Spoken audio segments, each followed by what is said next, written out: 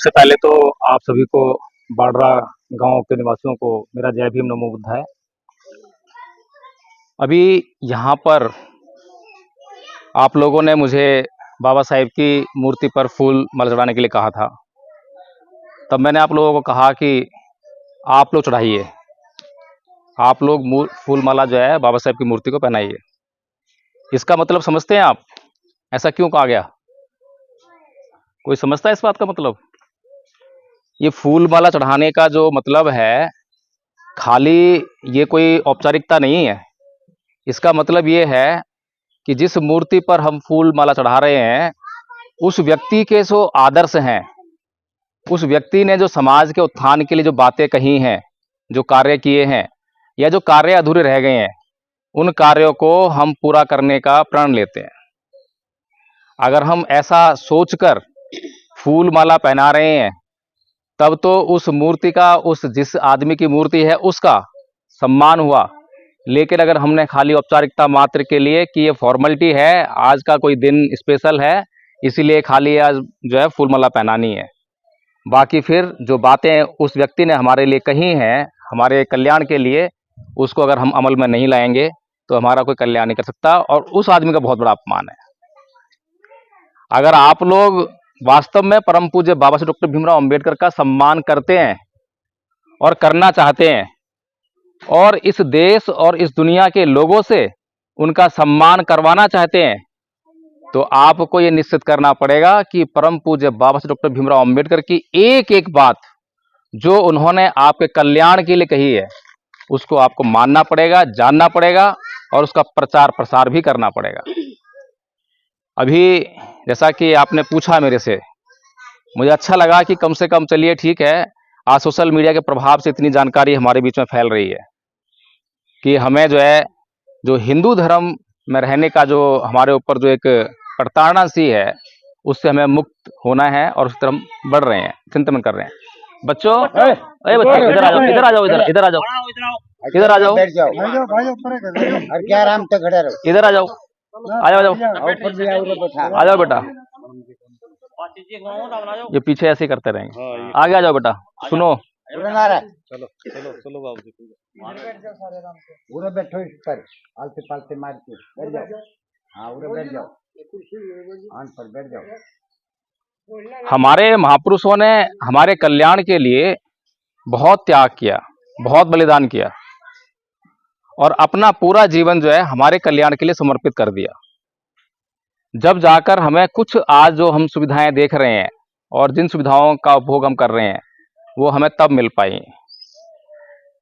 कोई भी ऐसी समस्या नहीं है जिसका इलाज संभव ना हो, हर समस्या का इलाज संभव है। लेकिन समस्या ये है कि समस्या तो हम लोग जो है जानते हैं, समस्या का गाना भी गाते हैं, लेकिन समस्या का इलाज करना नहीं चाहते हैं। और जब कोई महापुरुष आकर हमारे बीच में हमें समस्याओं का समाधान देने का काम करता है, वो रास्ता दिखाता है, तो उस रास्ते पर चलने के लिए भी हम तैयार नहीं हो पाते हैं। यही कारण है कि हम आज भी दुखों से मुक्त नहीं है। हमारे पास सामाजिक दुख हैं, हमारे पास राजनीतिक दुख हैं, आर्थिक दुख हैं, तमाम दुखों से हमारा जीवन जो है बिंधा पड़ा है, भरा पड़ा है। लेकिन हम अपनी समस्याओं का कैसे निदान करें, हमारे महापुरुषों ने हमें क्या रास्ता दिखाया है, इस पर कभी चिंतन मनन शायद ही करते हो। और कोई बताने भी आ जाए, मेरे ऐसा कोई भूला बिछड़ा यहाँ पे आ भी जाए, तो उसकी बात केवल आज सुनेंगे, सम्मान भी देंगे, लेकिन अमल नहीं करेंगे। इसके कारण लगातार हमारी समस्याएं बनी रहती हैं। परम पूज्य बाबा साहेब डॉक्टर भीमराव अंबेडकर ने 13 अक्टूबर सन 1935 को येवला की भूमि से यह कहा था कि हिंदू धर्म में मैं पैदा हुआ, यह मेरे बस की बात नहीं थी, लेकिन मैं हिंदू मरूंगा नहीं। एक बहुत महत्वपूर्ण घोषणा थी, और ये घोषणा को उन्होंने घर में बैठकर नहीं की थी, इसी प्रकार की पब्लिक मीटिंग थी, हजारों लोग आगे बैठे हुए थे, उनके बीच में मंच के माध्यम से ये बात कही थी। और जब कोई व्यक्ति मंच के माध्यम से कुछ कहता है, तो वो अपने लिए नहीं कहता। अगर उन्हें अपने लिए करना होता कि मैं हिंदू धर्म को छोड़ रहा हूं, तो घर पे बैठ छोड़ देते। मंच पर आकर हजारों लोगों की भीड़ में इसलिए कह रहे हैं ताकि वो जो सुनने वाले हैं वो भी उसको समझें। अगर कुछ गलत हो रहा है तो वो प्रश्न करें। मैं यहाँ खड़ा होकर आपके बीच में बोल रहा हूँ, अगर कोई गलत बात बोलूंगा तो आप लोगों को टोकना चाहिए, पूछना चाहिए। समझ में नहीं आ रही कोई बात नहीं, पूछना चाहिए। जब पूछेंगे तभी बात आगे बढ़ेगी। लेकिन मैं यहाँ पर बहुत ही अच्छा बहुत बढ़िया, सुनने में अच्छा लग रहा है वैसा भाषण आपको देके जाऊं तो आप जो है तालियां बजाएंगे, मजे लेंगे, लेकिन वो किसी काम का नहीं, वो कल्याण करने वाला नहीं। तो इसीलिए परम पूज्य बाबा साहब डॉक्टर भीमराव अंबेडकर का मिशन शुरू होता है 1935 से। तो परम पूज्य बाबा साहब डॉक्टर भीमराव अंबेडकर जब सामने बैठे हुए लोगों से ये कह रहे हैं कि हमें हिंदू धर्म छोड़ना है, मैं तो भाई मेरी मजबूरी थी, पैदा हो गया, लेकिन मरूंगा नहीं। तो क्या समाज ने उनकी उस बात को स्वीकार कर लिया? स्वीकार किया क्या? नहीं करा। अब किस आदमी की बात को नहीं स्वीकार किया, यह भी बड़े सोचने वाली बात है। कोई मामूली आदमी है? कोई मेरे और आपके ऐसा आदमी है कोई? नहीं, विश्व स्तरीय विद्वान है, विश्व स्तरीय। भारत की बात नहीं कर रहा मैं। भारत में तो कोई भी विद्वान, बड़ा से बड़ा विद्वान उनके आसपास दिखाई नहीं देता। नेहरू, गांधी, पटेल, अमर्त्य सेन कहते हैं कि वो मेरे इकोनॉमिक्स के गुरु हैं। अमर्त्य सेन कौन है? जिसको नोबेल पुरस्कार मिला। बाबा साहेब को नोबेल पुरस्कार नहीं मिला। बाबा साहेब को इस देश के प्रधानमंत्री नहीं, लेकिन वो कहता है कि बाबा साहेब मेरे इकोनॉमिक्स के गुरु हैं, अर्थशास्त्र गुरु हैं। ऐसे आदमी की बात को हमें जैसा वो कहे आंख बंद करके मान लेना चाहिए। और दूसरा ये है कि क्या बाबा साहब डॉक्टर भीमराव अंबेडकर जो कुछ भी कह रहे हैं, जो कुछ भी कर रहे हैं, क्या उस बात में उनका अपना निजी स्वार्थ है? अगर कोई किसी का निजी स्वार्थ हो रहा हो आदमी का, तो हम ये कह सकते हैं कि यार अपने स्वार्थ के लिए बात कह रहा है ये, इसलिए हमें नहीं माननी। लेकिन जो बात कह रहे हैं उसमें उनका अपना कोई स्वार्थ नहीं है और समाज के कल्याण के लिए, समाज के उत्थान के लिए बात कह रहे हैं। तो हमारे पास ऐसा क्या कारण था कि हम बाबा साहेब की बात से इनकार कर सकें, बाबा साहेब की बात को ना माने? ये हमारी अल्प बुद्धि की ओर इशारा करती है ये बात जो है कि परम पूज्य बाबा साहेब भीमराव अम्बेडकर हमारा कल्याण करना चाहते हैं, लेकिन हम उनकी अनदेखी कर रहे हैं। 21 साल उन्होंने जो है तमाम दुनिया भर के जितने भी धर्म है उन सब का अध्ययन किया, क्योंकि धर्म तो छोड़ चुके हैं, अब दूसरा धर्म भी अपनाना पड़ेगा। जिसे हम कहते हैं कि नास्तिक हो गए हैं, तो नास्तिक बनके काम नहीं चलेगा। छोड़ दिया, इनकार कर दिया, इससे काम नहीं चलेगा। अब क्या करना है उसको भी जानना पड़ेगा। तो बाबा साहब डॉक्टर भीमराव अंबेडकर भारत में जितने भी धर्म है, मौजूदा धर्म जितने भी थे, सबका अध्ययन करते हैं, सैद्धांतिक भी और व्यवहारिक भी, कि इन धर्मों में क्या अच्छा है और क्या बुरा है। अगर हम देखें कि पूरी दुनिया में धर्म परिवर्तन तो आज भी हो रहे हैं, लेकिन धर्म परिवर्तन कैसे होते हैं? आज डिसीजन लिया धर्म परिवर्तन का कि मुझे धर्म छोड़ना है, दूसरा धर्म अपनाना है, आज लिया, और कल ही मैं अगर आज हिंदू हूं तो कल ही मस्जिद में गया मुसलमान बन गया, मैं मुसलमान हूं तो कल ही मंदिर में गया हिंदू बन गया। एक दिन लगता है धर्म परिवर्तन करने में, लेकिन बाबा साहेब को कितना टाइम लग रहा है? 21 साल। 21 साल लगते हैं बाबा साहेब को। क्यों लगते हैं? क्योंकि बाबा साहेब जो कदम उठाने वाले हैं, उस कदम के पीछे लाखों करोड़ों लोग आने वाले हैं। अगर बाबा साहेब का एक कदम गलत पड़ा तो वे लाखों करोड़ों लोग जो है गलत दिशा में चले जाएंगे, जिंदगी बर्बाद हो जाएगी। लाखों करोड़ों लोगों की जिंदगी का सवाल है। फिर दूसरा, जब उन्होंने धर्म छोड़ दिया, हिंदू धर्म जो है, उसके बाद सभी धर्मों के लोग उनके पास आए। जैनी आए, मुस्लिम्स आए, सिख भी आए, सारे धर्म के लोग आए, और सभी ने कहा कि बाबा साहेब आप हमारा धर्म अपना लो। किसी ने उनको लोभ दिया, किसी ने लालच दिया, किसी ने कुछ और बातें कही, हिंदुओं ने धमकियां दी। तो बाबा साहेब को उन लोगों का भी सम्मान करना था। अगर बाबा साहेब उनकी बात का जवाब नहीं देते कि मैं तुम्हारे धर्म को स्वीकार क्यों नहीं कर रहा हूं, जवाब देना चाहिए ना। कोई मेरे पास कोई बात कहने के लिए आए, कुछ करने के लिए कहे, और मैं उससे इनकार करूं, तो मेरा फर्ज बनता है कि मैं उसको उसका कारण बताऊं। अगर मैं उसका कारण नहीं बताऊंगा तो उस आदमी का मैं अपमान कर रहा हूं। इसीलिए भारत के इन सभी धर्मों का जो है अपमान करने का कोई इरादा बाबा साहेब का नहीं था। इसीलिए उनको एक जवाब देना कि क्यों नहीं अपना सकता मैं आपका धर्म, क्यों नहीं अपना सकता मैं सिख धर्म, क्यों नहीं अपना सकता मैं मुस्लिम धर्म, जैन धर्म? इस बात का उन्हें जवाब खोजना था। इसके लिए उनका धर्म का अध्ययन करा, उनके धर्म का अध्ययन करा। फिर जिस धर्म को अपनाना है, बौद्ध धर्म की ओर उनका ज्यादा रुझान था, तो बौद्ध धर्म का भी अध्ययन करना है। इस सारे अध्ययन में उनका जो है ये 21 साल का समय लगा। एक दिन का परिवर्तन नहीं है, ये बहुत गहरा और बहुत ही बुद्धिमानी से भरा डिसीजन है।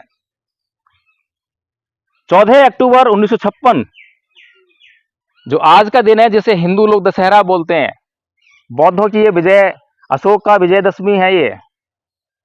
बाबा साहेब ने इतिहास को खंगाल कर देखा और ये जाना कि इतिहास तो बौद्धों का है और बौद्धों के इतिहास पर हिंदुओं ने कब्जा कर रखा है। बौद्धों के इतिहास पर हिंदुओं ने कब्जा कर रखा है।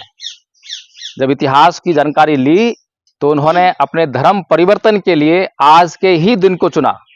आज 14 अक्टूबर नहीं है, लेकिन 1956 में यह दिन 14 अक्टूबर को पड़ा था। लेकिन दिन किस लिए चुना था? ऐतिहासिक पृष्ठभूमि से निकाल के चुना था। अशोक का विजयदशमी थी उस दिन, तो अशोक का विजयदशमी के दिन उन्होंने बहुत ही महान कार्य किया जो पूरी दुनिया में जाना जाता है। एक वर्ल्ड रिकॉर्ड बना। आज तक वो वर्ल्ड रिकॉर्ड ही है कि लाखों लोगों के साथ में धर्म परिवर्तन करना। आज तक धर्म परिवर्तन इतने बड़े पैमाने पर नहीं हुआ है जिसमें लाखों लोग जो है धर्म परिवर्तन कर रहे हो। तो जब 14 अक्टूबर 1956 को उन्होंने इसी प्रकार से मंच लगाया, लाखों की भीड़ सामने है और वो फिर आह्वान कर रहे हैं कि ऐ मेरे समाज के लोगों, 1935 में जो मैंने धर्म छोड़ा था, आज मैं बौद्ध धर्म ग्रहण कर रहा हूं। आप लोग भी बौद्ध धर्म अपना लो, यही हमारी मुक्ति का मार्ग है, हमारी सभी समस्याओं का यही हल है। तो क्या समाज ने अपना लिया? बताइए, अपना लिया क्या? नहीं अपनाया। तो जो हमारे महापुरुष होते हैं वो हमारी समस्याओं को देखते हैं। महापुरुष इसीलिए हैं कि वो समस्याओं को देख रहे हैं, उनकी जांच कर रहे हैं। हम डॉक्टर के पास जाते हैं तो हम उसको बताते हैं कि भाई हमें बुखार है या हमें सर दर्द है, फिर वो जांच करता है, परख करता है, उसके बाद जो है जांच में जो बीमारी निकल कर आती है उसका इलाज करता है, उसके लिए दवाई देता है। अब आपको दवाई दे दी, आप घर पे दवाई ले आए, लेकिन दवाई खाओ ना, सही हो जाओगे क्या? नहीं हो पाओगे। तो बाबा साहेब डॉक्टर भीमराव अंबेडकर इस समाज के बहुत बड़े डॉक्टर, और उन्होंने जो है हर तरह की जो आपकी बीमारी है, चाहे वो आपकी गरीबी से जुड़ी हुई बीमारी हो, चाहे वो आपका जातीय अत्याचार की बीमारी हो, चाहे वो आपकी राजनीतिक सत्ता से आपको दूर रखने की बीमारी हो, इन सारी बीमारियों का हल खोजकर आपको दिया। दवाई दी, लेकिन दवाई इस समाज ने नहीं खाई। दवाई नहीं खाएंगे तो फिर समस्या का हल कैसे निकलेगा, रोग दूर कैसे होगा? तो हम लोगों ने बौद्ध धर्म को नहीं अपनाया। चलिए कोई बात नहीं, लेकिन एक बात है, आज के दिन वो लाखों लोग कहां गए जिन्होंने बाबा साहेब के साथ में बौद्ध धर्म अपनाया था? वो तो बहुत महत्वपूर्ण है। और लाखों लोग अगर किसी मिशन में लग जाएं, किसी भी बात को, किसी भी आंदोलन को अपना मिशन बना लें, तो क्या वो मिशन पूरा नहीं होगा? क्या लाखों लोग कम होते हैं? है ना? कार्ल मार्क्स, सुना है नाम इसका आपने?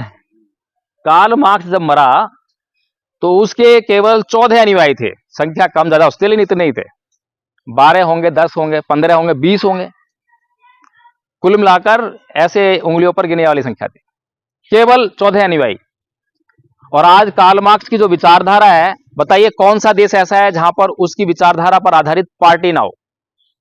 है ऐसा कोई विश्व में देश? हर एक देश में कार्ल मार्क्स की विचारधारा पर आधारित पार्टी है, और आधी दुनिया में तो उसकी विचारधारा पर सरकारें बनी। आपका चीन है, रूस है, भारत के अंदर केरल में, आपके पश्चिम बंगाल में काफी लंबे समय तक जो है कार्ल मार्क्स का विचारधारा पर आधारित सरकारें रहीं। लेकिन बाबा साहेब के अनुयायी लाखों लाखों अनुयायी, फिर भी भारत जो है बौद्ध में नहीं है। तो कारण क्या है? कारण यही है कि जो माला हमने चढ़ाई थी, माला चढ़ाने में हमने औपचारिकता भर बरती, बाबा साहेब को पढ़ा ही नहीं।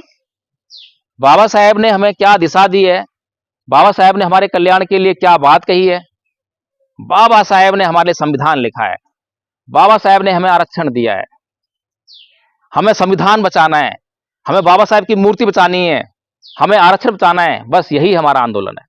इसीलिए हम जाके बस, उसके अलावा कुछ नहीं। अब मैं अगर पूछूं कि क्या यही हमारा मिशन है जो बाबा साहेब ने दिया है कि मूर्तियां लगाएंगे और मूर्तियों पर फूल चढ़ाएंगे, क्या ये मिशन है? बताइए मुझे, है? तो मिशन क्या है फिर? वो विचार क्या है? वो विचार क्या है?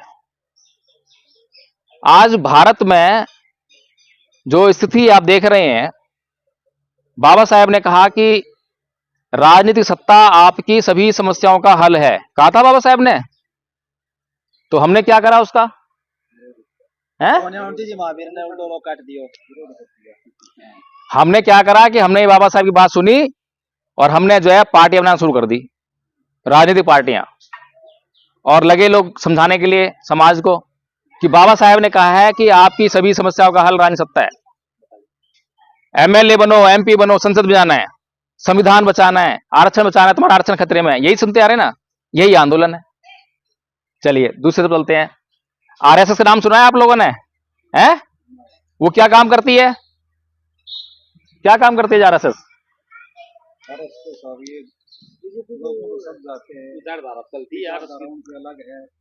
आरएसएस कोई राजनीतिक पार्टी है क्या? नहीं है ना। क्या काम करती है? हिंदुत्व का प्रचार प्रसार करने का काम करती है। आपके दिमागों में हिंदुत्व बना रहे, वो किसी भी सूरत में आपके दिमाग से निकले ना, ये काम करती है। और 1979-80 तक उसने अपनी राजनीतिक पार्टी नहीं बनाई। सबसे पहले जनसंघ आई थी ना, है? आरएसएस की पहली पार्टी कौन सी है? जनसंघ।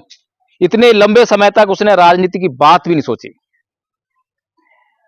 आज अगर कोई एमएलए बनता है, एमपी बनता है, तो उसको चुनने वाले लोग कौन है? उसको चुनने वाले हिंदू लोग हैं। तो जो चुनने वाले लोग हैं, तो जो एमएलए को अगर हिंदू चुन रहे हैं, तो वो हिंदुओं की बात करेगा या बौद्धों की बात करेगा? सीधी सी बात है, जो लोग उसे चुनेंगे उसकी बात करेगा। अगर मुसलमान चुन रहे हैं तो मुसलमान एमएलए, तो मुसलमानों की बात करेगा। अब बौद्धों की बात कौन करेगा? है? बाबा साहेब के मिशन का तो नाम बहुत लोग लेते हैं, मायावती जी भी लेती हैं, चंद्रशेखर जी भी लेते हैं, सारे लोग नाम लेते हैं। इनमें से बौद्ध कौन है? इनमें से बौद्ध कौन है जी? अच्छा, फिर ये जो एमएलए बन रहे हैं, एमपी बन रहे हैं, इनको चुन कौन रहा है? कौन चुन रहा है इनको? हमें सुन रहे सब, बल्कि जनता सारी। उनका धर्म क्या है? हिंदू लोग चुन रहे हैं, तो वो किसकी बात करेंगे? वो हिंदुओं की बात करेंगे, वो बौद्धों की बात नहीं करेंगे। तो बाबा साहेब जो बात कर रहे थे, बाबा साहेब का जो मिशन था, वो कहां गया? बाबा साहेब ने कहा कि इस देश को बौद्धमय करना है, भारत को बौद्धमय करना है, ये मिशन था। वो कहां गया? कौन चला रहा है उस मिशन को? कोई चला रहा है मिशन को? उसको जितने भी आपने यूट्यूब पर आंदोलन देखे, चाहे वो दिल्ली यूनिवर्सिटी में आंदोलन चल रहा हो नौकरी का, चाहे वो जो है और कोई आंदोलन चला रहा हो ईवीएम हटाने का, इनमें बाबा साहेब का आंदोलन का है क्या? बाबा साहेब जो बात कह रहे हैं, उस बात को बाबा साहेब का आंदोलन चलाकर पूरा नहीं किया जाता? क्या ये जो लोग एमएलए एमपी बनने की जो बात कर रहे हैं, क्या बाबा साहेब की बात पूरी हो जाएगी तो क्या वो एमएलए एमपी नहीं बनेंगे? क्या एमएलए एमपी बन सकते हैं? नहीं बन सकते? कैसे बनेंगे? बौद्ध नहीं हो जाता सारा उनको बनेगा। बौद्ध में हो जाए तो अब बौद्ध में करेगा कौन? तो सब मिलके करेंगे। सब में कौन है? हम सब आ गए। अच्छा, तो सीधी सी बात है, आपने बिल्कुल ठीक कही है। अगर भारत को बौद्धमय करना है, और बाबा साहेब 1956 में धर्म परिवर्तन कर रहे हैं, और धर्म परिवर्तन करने के बाद क्या कहते हैं? अगर मैं 5 साल और जीवित रह गया तो भारत को बौद्धमय कर दूंगा। वास्तव में कर देते। उनके पास वो कैलिबर था, उनके पीछे वो जो भीड़ थी, उनके पीछे जान देने के लिए तैयार थी। अगर एडवोकेट जय भीम प्रकाश यहां खड़ा होकर किसी को कुछ बात करने के लिए कहे तो शायद ना माने वो, क्योंकि एडवोकेट जय भीम प्रकाश उनके दिलों में स्थापित नहीं है। लेकिन बाबा साहेब जो है लाखों करोड़ों लोगों के दिलों में समाये हुए थे। एक इशारा करने पर जो है जो कहते वो करते। लेकिन बाबा साहेब को वो समय ही नहीं मिला। फिर उनके बाद जो लोग आए, उन्होंने क्या करा? ये बहुत महत्वपूर्ण है। क्या उन्होंने बाबा साहेब का मिशन चलाया? नहीं चलाया। अगर आप थोड़ा सा गौर करें, बाबा साहेब की मृत्यु होती है, बाबा साहेब के पार्थिव शरीर पर सबसे पहले भगवा कपड़ा है। बौद्ध धर्म अपना लिया ना, तो उनके शरीर पर कौन सा कपड़ा है? भगवा, जो बनते लोग जो पहनते हैं, वैसा कासा कलर जिसे कहते हैं। लेकिन थोड़ी देर बाद ही वो भगवा वहां से हट जाता है और उसके ऊपर आता है SCF का झंडा। जो बाबा साहेब की जो ऑर्गेनाइजेशन थी, SC ST schedule caste federation जो है, उसका झंडा जो है उसको डाल देते हैं, नीले कलर का। अब बाबा साहेब उसको पीछे छोड़ चुके हैं, जो शेड्यूल कास्ट फेडरेशन है उसको भंग कर चुके हैं। 30 सितंबर 1956 को शेड्यूल कास्ट फेडरेशन भंग कर दी। जब कोई संगठन भंग हो गया तो उसका झंडा कायम रहेगा क्या? बताइए मुझे, नहीं रहेगा ना। अब उन्होंने धर्म परिवर्तन कर लिया है, उनके पार्थिव शरीर पर जो कलर आया वो बिल्कुल ठीक आया, लेकिन उसको हटाकर SCF का झंडा वहां पे डाल दिया। क्यों डाल दिया? क्योंकि जो लोग राजनीति करना चाहते थे उनको जो है समाज के उत्थान से कोई मतलब नहीं है, उनको राजनीति करनी है, उनको MLA बनना है, उनको MP बनना है। महाराष्ट्र के लोगों ने ऐसा किया और उसके बाद बहुत लंबे समय तक जद्दोजहद करते रहे MLA बनने के लिए, MP बनने के लिए। और फिर क्या बोलते थे कि फूले अंबेडकर की विचारधारा पर रहकर या उनकी विचारधारा से हम कभी भी MLA MP नहीं बन सकते, ऐसा बोलने लगे। हो सकत नहीं, सुना होगा ना आपने, हो सकत नहीं, ऐसा नहीं हो सकता कि हम बाबा साहेब की बात करें, फूले की बात करें और हम MLA MP बन जाएं। मान्यवर साहेब कांसी राम जी ने ये बातें सुनी, समझी, बड़े दुखी हुए कि ये क्या हो रहा है बाबा साहेब के आंदोलन का। ये लोग जो है MLA MP बनने के लिए आंदोलन कर रहे हैं। बाबा साहेब ने तो कभी MLA MP बनने के लिए आंदोलन नहीं किया। बाबा साहेब का आंदोलन था समाज का उत्थान करना। तो मान्यवर साहेब कांसी राम जी उस समय जब देखते हैं समाज की हालत, तो ये नीला झंडा जो उनकी मजबूरी थी, क्योंकि नीला झंडा जो है हमारे समाज की भावनाओं में समा चुका था। हालांकि आंदोलन नहीं था हमारा ये वाला, हमारा आंदोलन क्या था? बौद्ध धर्म का आंदोलन था, भारत को बौद्ध में करने का आंदोलन था। चलिए अब थोड़ा सा आते हैं कि भारत बौद्ध में कैसे होगा। बाबा साहब सपना है ना, ये बाबा साहब सपना है और हमने मालाएं पहनाई है, मैंने तो पहनाई नहीं है, इसलिए मेरे पर तो कोई जिम्मेदारी नहीं है। आप लोगों ने पहनाई है, इसीलिए आप लोगों से पहनवाई है नहीं? तो आप लोग भारत को बौद्ध में करोगे, कैसे करोगे बताओ? प्लानिंग बताओ। कोई काम आप ना प्लानिंग के करते हो क्या? शाम को खाना खाने का समय आता है तो उसकी भी प्लानिंग होती है, खाने में क्या बनेगा और जो बनेगा वो कहां से आएगा, पैसे हैं या नहीं है, हर एक चीज की प्लानिंग होती है। बिना प्लानिंग के इस दुनिया में कोई काम नहीं होता। और हमारी भी चलते हैं, तो जो यूं ही चलते हैं उनका कोई पता नहीं है होगा नहीं होगा। जो यूं ही चलते हैं उनका पता नहीं है कि वो होगा नहीं होगा, लेकिन जिनकी प्लानिंग होती है और जब प्लानिंग पे काम करते हैं तो पक्का रहता है कि हाँ होगा, पक्का होगा। इसीलिए हमें जो है अगर बाबा साहेब के मिशन पे काम करना है तो प्लानिंग करनी होगी। बिना प्लानिंग के हम जो है बाबा साहेब का मिशन पूरा नहीं कर सकते। अब बताइए, आप लोगों ने अपने आप कहा है, यहां पर मैंने नहीं कहा, आप लोगों ने माला चढ़ाई है, आप लोगों ने कहा है कि हाँ हम करेंगे बौद्ध में। संख्या में बेशक हम जो है यहां भी 12-14 लोग हैं, कोई फर्क नहीं पड़ता। आते ही आप लोग बोल रहे थे कि जी आपके लिए बहुत भारी भीड़ होनी चाहिए थी, यहाँ पे जो है 200 लोग होने चाहिए, 400 लोग होने चाहिए। ठीक है, अच्छी बात है, होते तो कोई बात नहीं, लेकिन मैंने क्या कहा कि कोई बात नहीं, कोई फर्क नहीं पड़ता, जितने हैं उतने से भी काम चल जाएगा। काम करेंगे तो उतने से भी काम चल जाएगा, और काम नहीं करेंगे तो हजारों की भीड़ ले आओ, कोई काम नहीं चलने वाला, कुछ नहीं होने वाला। ऐसे ही मंच लगते रहेंगे, 1956 से आज तक मंच लगते रहे हैं। आज भी नागपुर की दीक्षा भूमि में बहुत विशाल कार्यक्रम हो रहा है, वहां लाखों लोग गए हुए हैं, लाखों लोग, और बहुत पहले से तैयारी शुरू हो गई है, लेकिन उसका रिजल्ट क्या होगा? जीरो, रिजल्ट जीरो होने वाला है। कारण यह है कि हम बाबा साहेब की बात को, बाबा साहेब के विचार को समझकर उनके मिशन के लिए, उनके मिशन को पूरा करने के लिए प्लानिंग नहीं कर रहे हैं। तो अब बताइए प्लानिंग क्या है भारत को बौद्ध में करने की? कोई प्लानिंग है? अच्छा, भारत को बौद्ध में कौन करता है साहब? भारत को बौद्ध में करने की जिम्मेदारी किसके ऊपर है? सबके ऊपर है। अच्छा, ये युवा तो सारे हिंदू हैं, तो हिंदुओं के ऊपर जिम्मेदारी डाल दें? भारत में मुसलमान भी हैं, उनको भी डाल दें कि आप बनाओ भी इसको भारत को बौद्ध में, ईसाइयों को बोल दें हैं? देखिए, भारत को बौद्ध में करना है तो जिम्मेदारी आएगी बौद्धों के ऊपर। अगर भारत को हिंदू राष्ट्र बनाना है तो जिम्मेदारी आएगी हिंदुओं के ऊपर। मुस्लिम राष्ट्र बनाना है तो मुसलमान करेंगे ना उसको। तो ऐसे ही अगर भारत को बौद्ध में करना है तो ये जिम्मेदारी बौद्धों के ऊपर होगी। अब यहां पर कितने बौद्ध हैं बताएं जरा, थोड़ा सा हाथ खड़ा करें। अब बताओ,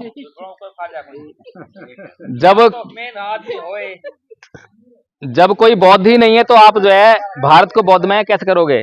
संदीप बौद्ध, आ जाओ जरा, हो ना, फिर वहां क्यों घूम रहे हो? हैं? आ जाओ जरा, आ जाओ। अब देखो हमारे बीच में है संदीप बौद्ध, ये बौद्ध हैं, आओ इधर आओ ना, आप थोड़ी देर बाद बैठ जाना आप। अब लोगों को बताओ कि आप बौद्ध धर्म के बारे में क्या जानते हो। मैं तो जी पंचशील के बारे में जानता हूँ। सुनाओ भाई, मैं चोरी नहीं करूंगा। हाँ बताओ। मैं झूठ नहीं बोलूंगा। अच्छा। मैं व्यभिचार नहीं करूंगा। हम्म, और मैं नशा नहीं करूंगा। बहुत अच्छी बात है। और बौद्ध धर्म के बारे में बताओ, लोगों को सुनना चाह रहे हैं, इनको मिशन पूरा करना है, इन्होंने माला चढ़ाई है। और मैंने तो जी ज्यादातर मान लिया आप जैसे कि कहानियां या आप जैसों के विचारों के ऊपर चल के आज पाली में पंचशील सुनाओ।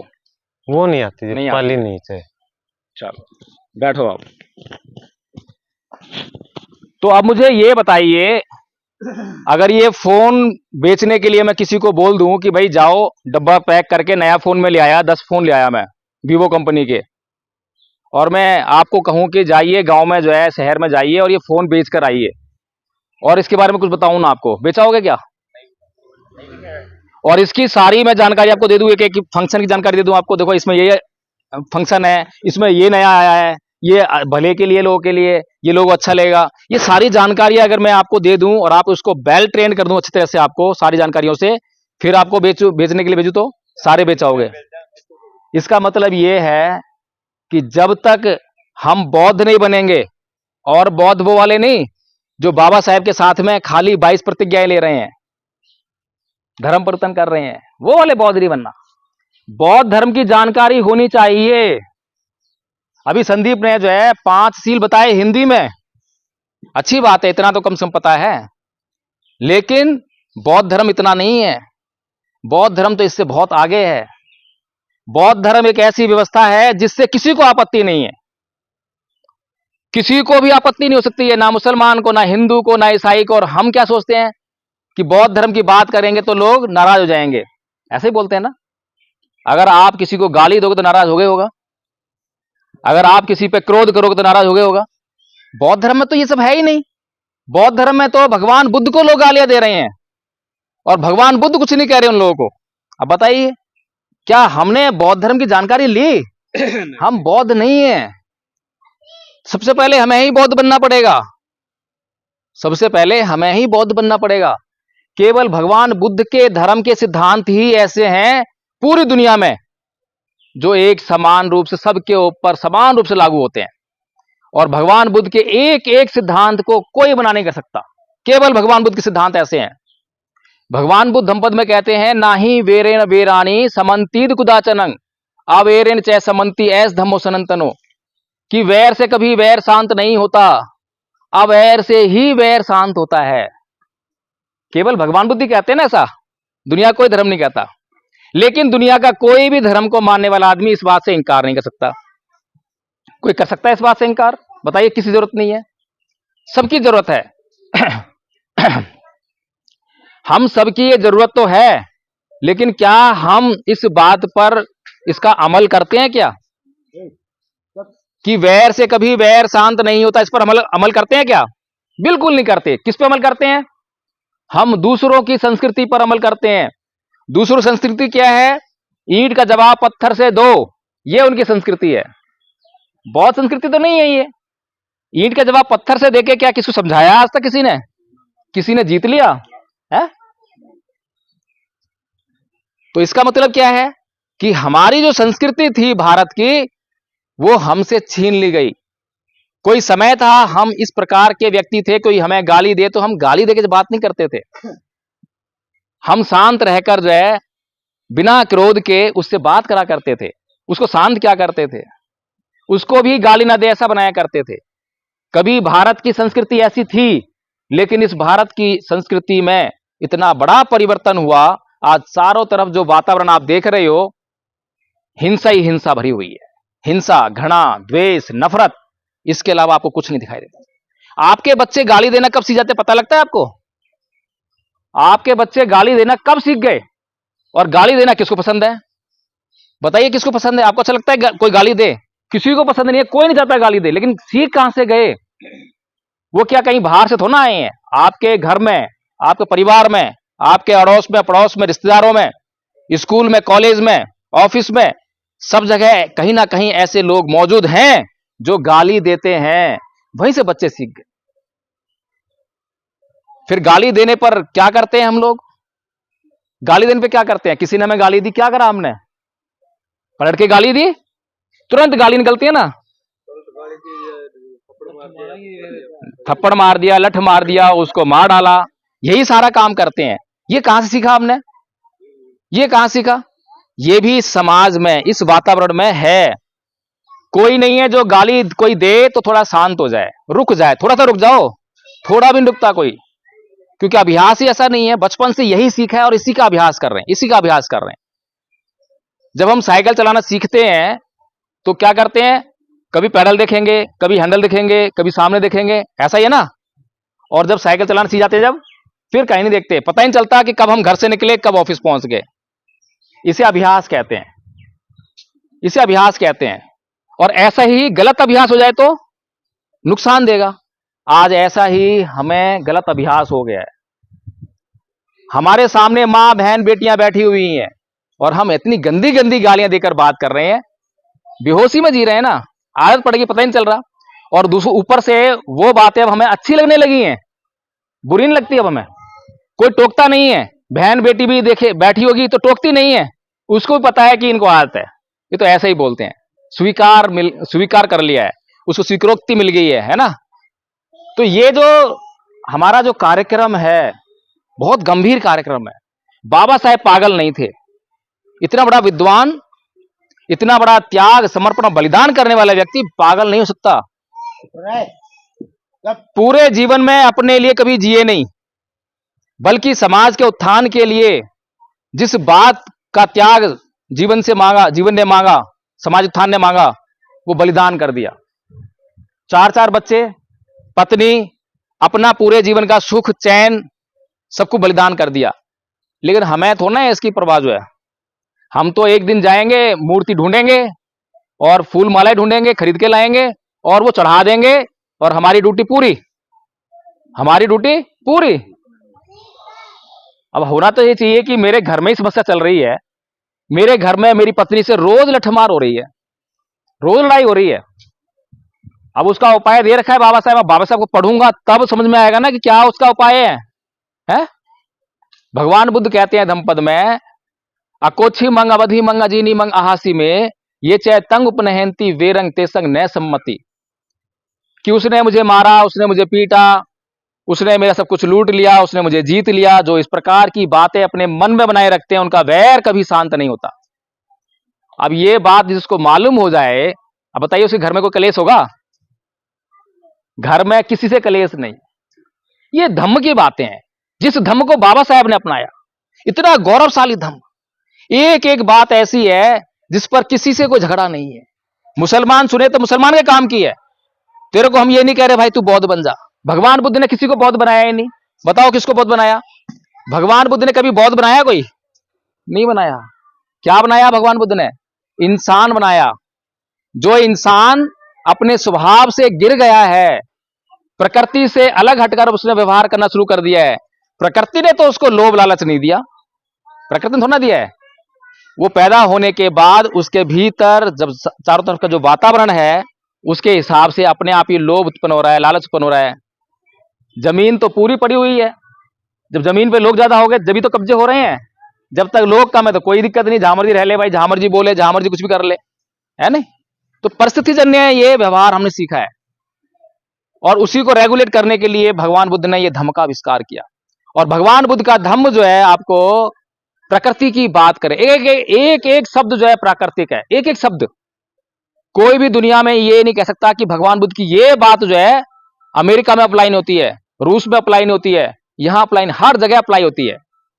ऐस धम्मो सनातनो, सनातन धर्म है, सनातन नियम है। सनातन कौन सा है, क्या है? जो सार्वजनीन हो, सार्वभौमिक हो, सर्वकालिक हो, जिसमें तीन बातें हों। सर्वकालिक मतलब किसी भी समय में एक जैसा रहता है, बदलता नहीं है। वो बहाना नहीं करते हैं कि ये कलयुग है, ये सतयुग है, ये नियम कलयुग में लागू होगा, ये सतयुग में लागू नहीं होगा, ऐसा कोई बहाना नहीं है। ना ही वेरेन वेरानी संबंधित कुदाचनंग अवेरेन च समंती एस धम्मो सनातनो। 2500 साल पहले भगवान बुद्ध ने कहा था, तब भी लागू हो रहा था, तब भी वो लोगों का कल्याण कर रहा था, और आज जो है आज भी वही कल्याण कर रहा है, वही इफेक्ट मिलेगा जितनी भी बातें हैं। इसीलिए भगवान बुद्ध का धम्म सनातन है, सार्वजनीन है, सभी लोगों पर एक समान रूप से लागू होने वाला है, बदलता नहीं है कि हिंदुओं पर अलग से लागू होगा, हिंदुओं का नियम अलग हो गया, मुसलमानों का अलग हो गया, ईसाइयों का अलग, ऐसा नहीं है, सब पर एक समान प्रभाव देगा। अगर भगवान बुद्ध कह रहे हैं कि क्रोध से कभी क्रोध शांत नहीं होता, तो ये नियम जो है हिंदुओं पर भी लागू होगा, मुसलमान लागू होगा।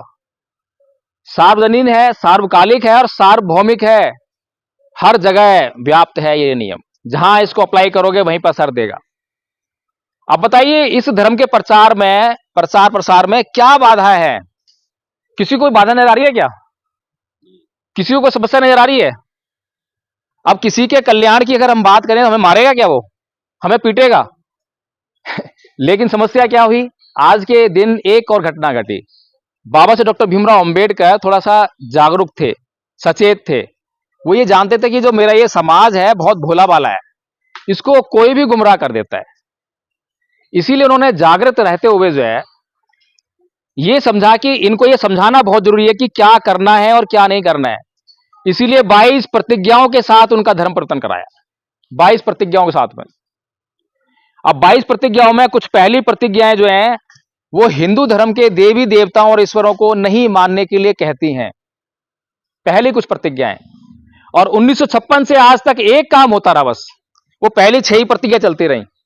बाकी की बाद की जो प्रतिज्ञाएं हैं जो बौद्ध धर्म के बारे में कहती हैं कि बौद्ध धर्म का मैं पालन करूंगा, 5 शीलों को मानूंगा, अष्टांग मार्ग का पालन करूंगा, वो गोल पता ही नहीं किसी को।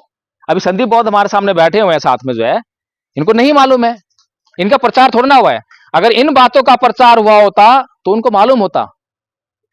तो इसीलिए मैंने कहा कि भारत को बौद्धमय करने की जिम्मेदारी बौद्धों के ऊपर है।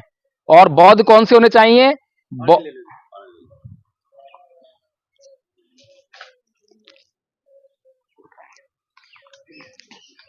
और बौद्ध ऐसे होने चाहिए जो जिनको बौद्ध धर्म की जानकारी हो, ट्रेनिंग हो, तभी बौद्ध धर्म का प्रचार प्रसार हो पाएगा। बौद्ध लोगों का ऐसे काम नहीं चलने वाला जैसे कि हिंदू लोग हैं। हिंदू लोग केवल मंदिर में जाएंगे, घंटी बजाएंगे, पूजा करेंगे, कुछ चढ़ाएंगे, चढ़ावा चढ़ाएंगे और प्रार्थना करेंगे और आ जाएंगे। ऐसे बौद्ध धर्म का प्रचार होने वाला नहीं है। वो हिंदुओं का प्रचार हो सकता है, और हिंदुओं के पास अपना प्रचार करने के लिए खाली इतना ही नहीं है, डराने धमकाने की भी है। बोल जय श्री राम, बोल जय श्री राम, है ना, देखा है ना। तो उनके पास ये हथकंडे भी हैं। लेकिन भगवान बुद्ध का धर्म का प्रचार प्रसार करने के लिए आपको किसी को धमकाने की जरूरत नहीं है, आपको किसी से अनुनय विनय करने की जरूरत नहीं है। अगर आपको कभी कोई बीमारी हुई हो, जुकाम की, सर दर्द की, और आपको किसी ने सलाह दी हो भाई ये वाली गोली खा ले, तेरा सर दर्द ठीक हो जाएगा, और आपने वो खाई और आराम पड़ गया, फिर जिसको सर दर्द होता है तो आपको कोई कंपनी थोड़ा ना पैसे देती है कि जाके प्रचार करो। आप खुद ही प्रचार करते हो कि भाई ये गोली खा ले, अभी आराम पड़ जा। बहुत बढ़ चढ़कर जो बताते हो उसको, कोई पैसे नहीं दे रहा आपको, कोई कह नहीं रहा आपको एडवर्टाइज करने के लिए। ऐसे ही भगवान बुद्ध का धम्म है। भगवान बुद्ध के धम्म का प्रचार प्रसार इसी प्रकार से करने के लिए मैंने जब देखा कि भाई चारों तरफ क्या चल रहा है, ये तो मिशन मूवमेंट के नाम पे पाखंड चल रहा है, लोगों को गुमराह कर रहे हैं। राजनीति करने वाले जो है उनका के सत्ता में पहुंचना उनका लक्ष्य नहीं है, संसद में पहुंचना उनका लक्ष्य नहीं है। अगर संसद में पहुंचना उनका लक्ष्य होता तो वो व्यवस्था का निर्माण करते। उन्होंने व्यवस्था का निर्माण नहीं करा, उन्होंने पार्टी का निर्माण करा, और पार्टी एक व्यवस्था नहीं है। अगर पार्टी एक व्यवस्था होती तो एक नेता के जाने के बाद खाली नहीं होती, पार्टी में अवनति नहीं होती, पार्टी बरकरार रहती। इसीलिए व्यवस्था का निर्माण नहीं करा, केवल एमएलए और एमपी बनने तक ही लक्ष्य सीमित है। तो इसलिए वो जो लक्ष्य है वो परम पूज्य बाबा साहब डॉक्टर भीमराव अंबेडकर के मिशन के माध्यम से ही पूरा हो सकता है। और बाबा साहब डॉक्टर भीमराव अंबेडकर जो आह्वान कर रहे हैं पूरे भारत को बौद्धमय करने के लिए कर रहे हैं, और पूरे भारत में खाली मूल निवासी नहीं है, जो मूल निवासी की बात करते हैं वो राजनीतिक बात कर रहे हैं। यहां पर ब्राह्मण भी है, बनिया भी है, और जातियां भी हैं, सबको बौद्ध बनना पड़ेगा। पीछे पूरा भारत अगर बौद्ध में था तो ये सारे जो ब्राह्मण बनिया ये सब बौद्ध थे। इसके सबूत हमारे पास हैं। अभी तालिबान ने अफगानिस्तान पर कब्जा किया है, पता है आप लोगों को? ये तो न्यूज में बहुत आई है। क्या काम करा उसने? 2002 में जब उसने आक्रमण किया था पहले तालिबान ने, तब भी भगवान बुद्ध की जो मूर्तियां थी बामियान में, बहुत बड़ी बड़ी मूर्तियां चट्टानों काट के बनाई हुई हैं, भगवान बुद्ध की मूर्तियां, और उसको जो है तोप के गोले लगाकर उड़ाने की कोशिश करती, तब पूरी नहीं टूट पाई थी वो। और इस बार उसने जो है उनको उड़ा दिया, पूरा उड़ा दिया। तो वो जो ये तो पूरी दुनिया ने देखा है कि भगवान बुद्ध की मूर्तियां बामियान अफगानिस्तान में हैं। आज अफगानिस्तान में क्या बौद्ध हैं? बौद्ध हैं क्या? नहीं है बौद्ध। अफगानिस्तान में बौद्ध नहीं है, पाकिस्तान में बौद्ध नहीं है, भारत में भी बौद्ध नहीं है, लेकिन अफगानिस्तान में भगवान बुद्ध की इतनी बड़ी मूर्तियां किसने बना दी? क्या मुसलमान मूर्तियां बनाएंगे भगवान बुद्ध की? नहीं बनाएंगे। हिंदू बनाएंगे क्या? नहीं बनाएंगे। बौद्ध लोग ही भगवान बुद्ध की मूर्तियां बनाएंगे, सीधी सी बात है। इसका मतलब यह है पूरा अफगानिस्तान उस समय बौद्ध था। अफगानिस्तान बौद्ध था, ईरान बौद्ध था, उससे आगे तक इंग्लैंड तक बौद्ध धर्म फैला हुआ था। ये सारा इलाका तो बौद्ध धर्म था। बौद्ध धर्म जो है आपका कितना बड़े समय तक जो है पूरा भारत बौद्ध में रहा है। ये देश कभी भी ना तो हिंदू राष्ट्र रहा, बता दीजिए मुझे इतिहास पढ़कर किसी जानकारी हो, कभी हिंदू राष्ट्र रहा हो, कभी ये मुसलमानों का देश रहा हो पूरा, कभी नहीं रहा। लेकिन बौद्ध राष्ट्र रहा है, इसके सबूत मिलते हैं। आज भी आप जो है जब भारत की जमीन को कहीं से भी खोदवा लो तो भगवान बुद्ध की मूर्तियां तो मिल जाएंगी, लेकिन इस देश में जिनकी लोग पूजा करते हैं उनके नाम का एक कंकड़ भी नहीं मिलता। और किसी को विश्वास ना हो तो मथुरा में म्यूजियम है, आप वहां जाके देख लो। मथुरा को लोग बोलते हैं कि कृष्ण जी की जन्मभूमि है, लेकिन कृष्ण जी की एक मूर्ति वहां से नहीं मिली है, और सारी मूर्तियां जो है भगवान बुद्ध की है। पूरा म्यूजियम भरा पड़ा है हर एक बात से। तो कहने का मतलब यह है, आप किसी भी एंगल से देख लो, भगवान बुद्ध बाबा साहब डॉक्टर भीमराव अंबेडकर ने जो सिद्धांत, जो बात, जो धर्म आपके लिए निकाल कर दिया है, अपनाने के लिए कहा है, वो 24 कैरेट खरा सोना कहीं से भी चेक कर लो, किसी से भी चेक करा लो। तो ऐसी चीजों को हम लोग अपनाने से वंचित रह रहे हैं, और इसका नुकसान हमें ही हो रहा है। आज हम कहते हैं कि हमारे बच्चे बिगड़ गए हैं, कहते हैं ना हमारे बच्चे बिगड़ गए हैं, हमारे बच्चे शराब पीने लगे हैं, हमारे बच्चे जो है ये काम करने लगे हैं जो कि पढ़ाई लिखाई नहीं कर रहे हैं। ये क्यों हो रहा है? ये इसलिए हो रहा है क्योंकि हमारे पास बुद्ध का धम्म नहीं है, बौद्ध संस्कृति नहीं है। तो हमें जो है, जो हमारा मिशन है उसको हमें अच्छी तरह समझना पड़ेगा, और हमारा मिशन हमारे द्वारा ही पूरा हो सकता है, और हमारे मिशन का दुश्मन कोई और नहीं है, हम खुद हैं। हम खुद हैं। भगवान बुद्ध धम्पद में ये भी कहते हैं कि नय परिसंग बिलोमानी नय परिसंग कथा कतांग अतनो व्यवेख्य कतानी अकतानी च, कि दूसरे क्या कर रहे हैं, दूसरे क्या नहीं कर रहे हैं, ये मत देखो। मैं क्या कर रहा हूं, मैं क्या नहीं कर रहा हूं, ये देखो। क्योंकि मेरे करने से ही समाज का निर्माण होने वाला है। दूसरे क्रोध कर रहे हैं, दूसरे गाली गलौज कर रहे हैं, दूसरे कर रहे हैं ना, आप मत करो, आप मत करो। जब आप नहीं करोगे तो आपसे दूसरे लोग भी वैसे ही बनने लगेंगे। लेकिन वो गाली गलौज कर रहे हैं, आप भी गाली गलौज कर रहे हो, तो वो ही बढ़ने वाला है। रोकने का काम तो चल ही नहीं रहा, बढ़ाने का काम चल रहा है। तो इसलिए जो है भगवान बुद्ध के धम्म को हमें जो है अपने परिवारों में लागू करना पड़ेगा, अपनी जिंदगी में लागू करना पड़ेगा। अभी तक जब मैंने इस बात को देखा कि भाई भारत में कोई ऐसा प्रोग्राम नहीं चल रहा है, केवल प्रोग्राम के नाम पर बड़े बड़े मंच चल रहे हैं, बड़े बड़े भाषण हो रहे हैं। आज भी दीक्षा भूमि में लाखों लोग पहुंचे हुए हैं, लेकिन कोई योजना नहीं है, प्लानिंग के नाम पर जीरो है। धम्पद संघ का निर्माण किया, और धम्मपद संघ में मैंने सबसे पहले यही बात सोची, सबसे पहले कोर्स बनाना है। तो हमने एक कोर्स बनाया बौद्ध में भारत करने के लिए, और बड़ा मामूली कोर्स बनाया जिसे कोई भी आराम से कर सकता है। अब तक हमने 65 आचार्य बना चुके हैं, उनमें से एक आचार्य नीलम बौद्ध बैठी हुई हैं। 65 आचार्य हम लोग जो है धम्मपद संघ के बना चुके हैं, धम्माचार्य, जिनको प्रथम वर्ष का कोर्स याद हो गया है, द्वितीय वर्ष का कोर्स कर रहे हैं। प्रथम वर्ष का कोर्स मामूली सा है, कोर्स है 4 पेज का कोर्स है, A4 साइज का पेपर होता है आगे पीछे का, बस इतना कोर्स है। जो लोग पहले से कुछ जानते हैं तो वो 3-4 दिन में पूरा कर लेंगे। कोई लोग जो है बिल्कुल अनपढ़ लोग जो हैं, कई महिलाएं जो लिखना पढ़ना नहीं जानती हैं, वे भी महीना लगाकर 1.5 महीना लगाकर वो कोर्स उन्होंने याद कर लिया, पाली में याद किया है, पाली में, और हिंदी अनुवाद याद करा उसका। और उसके बाद उनको हमने अभ्यास कराया कि उसको लागू कैसे करना है जीवन में। हमारे संघ में हर रोज मीटिंग होती है, और उस मीटिंग में जो संबोधन होता है, वो संबोधन बहुत सम्मानजनक होता है। किसी भी आदमी को बोलने से पहले आदरणीय लगाकर बोलना पड़ता है। आदरणीय आचार्य नीलम बौद्ध जी, इस प्रकार का संबोधन रखा है। किसी ने अगर जरा सा भी ऊंची आवाज में बात कह दी, तुरंत उसके खिलाफ जो है प्रस्ताव लेकर आया जाता है कि आदरणीय नीलम बौद्ध जी ने ऊंची आवाज में बात की है, समता तोड़ी है, क्रोध प्रकट किया है, फिर इनके खिलाफ जो है अभियोग लाया जाएगा, उस पर प्रस्ताव पारित करके उन्हें दंडित किया जाएगा। ये जो प्रणाली आज हम लोगों ने बनाई है, नई नहीं है, ये बहुत पुरानी प्रणाली है। इसे गण व्यवस्था कहते थे, इसको भगवान बुद्ध के समय की व्यवस्था है।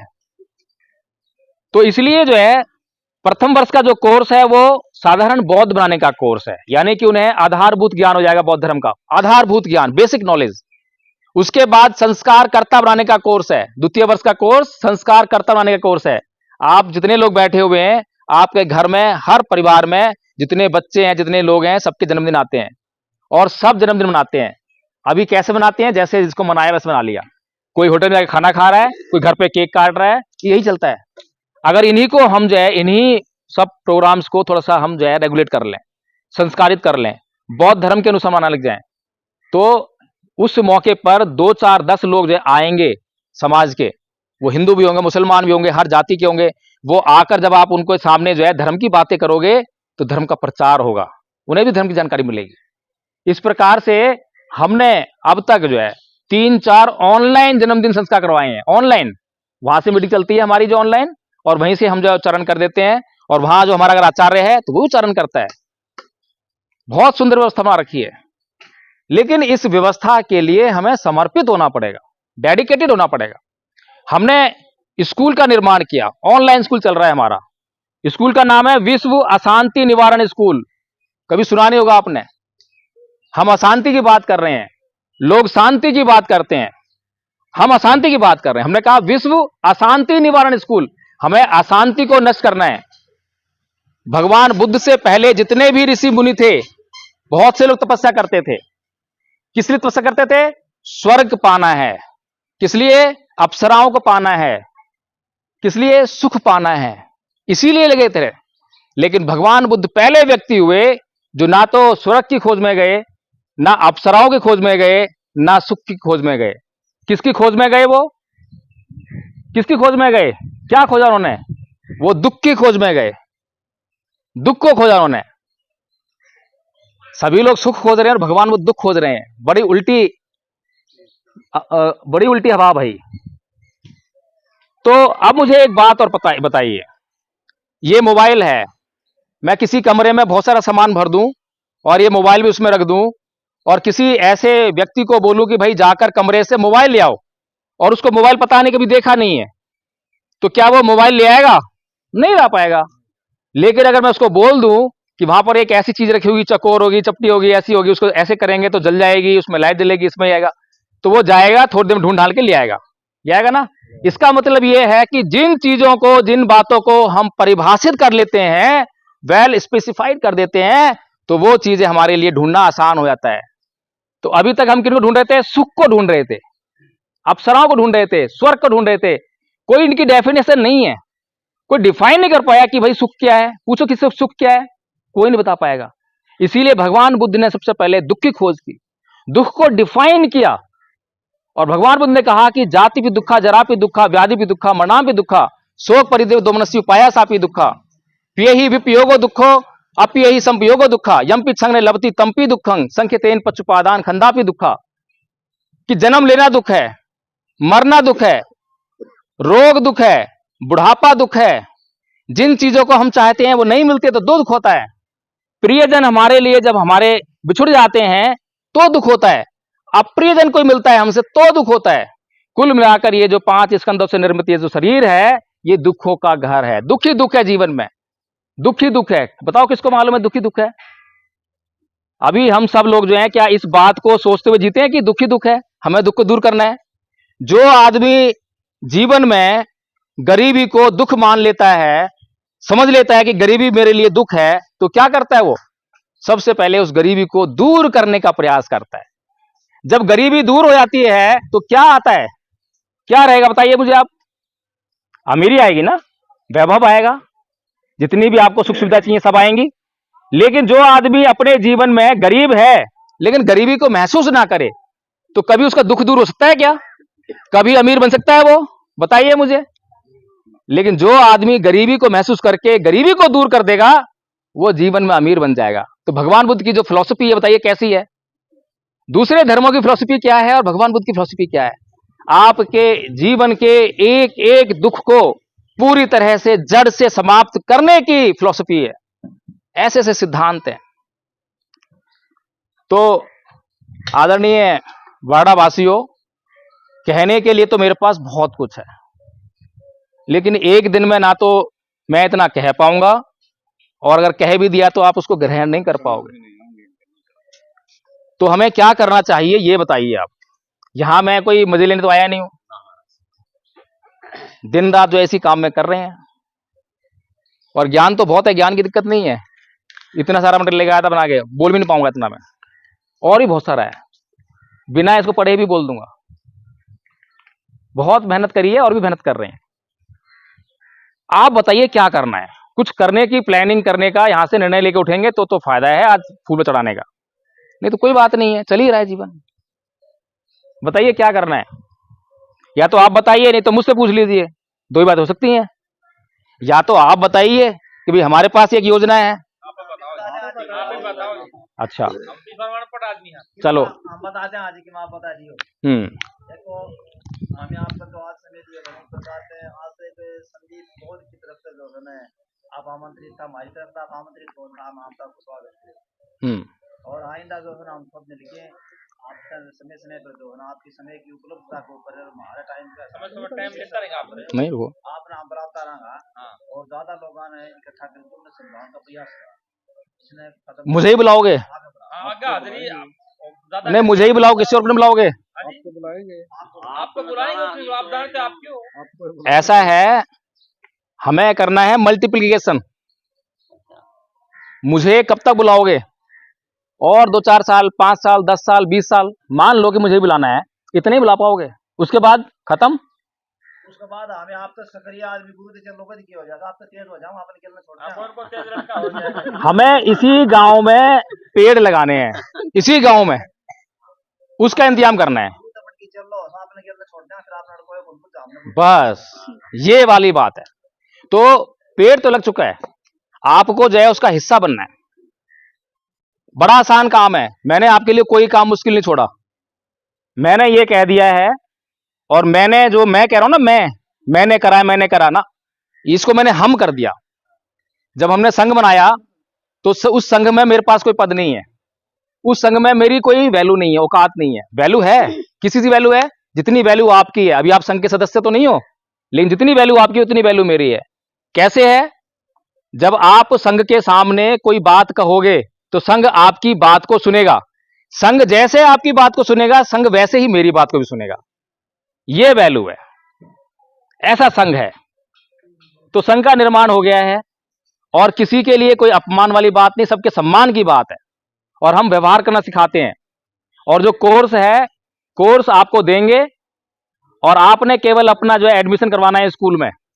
ऑनलाइन स्कूल है, रोज सुबह 5:15 बजे से लेकर 8 बजे तक, दोपहर को 3 बजे से लेकर 5 बजे तक, और रात को 7 बजे से लेकर 11-12 बजे तक मीटिंग चलती है। केवल 2 प्राइम टाइम है हमारे पास, सुबह 5:30 बजे से लेकर 6:30 बजे तक और शाम को 9 बजे से लेकर 10 बजे तक। इस दौरान जो है हमारे मुख्य काम होते हैं। इसके अलावा ट्रेनिंग चलती रहती है, ट्रेनिंग। इसके अलावा हमने जो है इसमें एजुकेशन डिपार्टमेंट खोला है, जिसमें हम जो हमारे जो बच्चे हैं ये इनकी शिक्षा का कार्यक्रम चलाएंगे। उसमें हम टीचर लेकर आएंगे, ये बच्चे ऑनलाइन पढ़ेंगे, क्योंकि हमारे कई बच्चे आचार्य हैं, जो कोई 8 साल का है, कोई 10 साल का है, कोई 6वीं में पढ़ रहा है, कोई 8वीं में पढ़ रहा है। तो उनकी शिक्षा का भी कार्यक्रम हमें ही देखना है, हमें जिम्मेदारी उठानी पड़ेगी। तो इसलिए जो है आपको कहीं जाने की जरूरत नहीं है। आप केवल जो है इन मीटिंग्स में जो भी टाइम मिलता है, सुबह टाइम मिलता है, सुबह जुड़ जाइए। मोबाइल पर ही, मोबाइल पर जुड़ना है, कहीं जाने की जरूरत नहीं है। और मोबाइल पर जुड़ के आप कोई काम कर रहे हो, मोबाइल को चालू करके यहां रख दो, आपका काम भी चलता रहेगा और आप धम्म का ज्ञान भी लेते रहोगे, प्रैक्टिस करते रहोगे, उच्चारण करते रहोगे।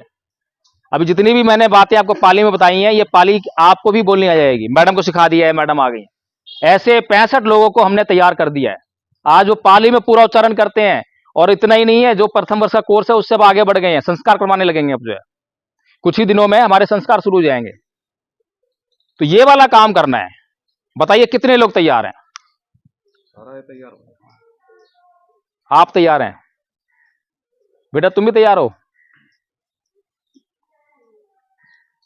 अच्छा, तैयार हो तो ठीक है। जिम्मेदारी कौन लेगा,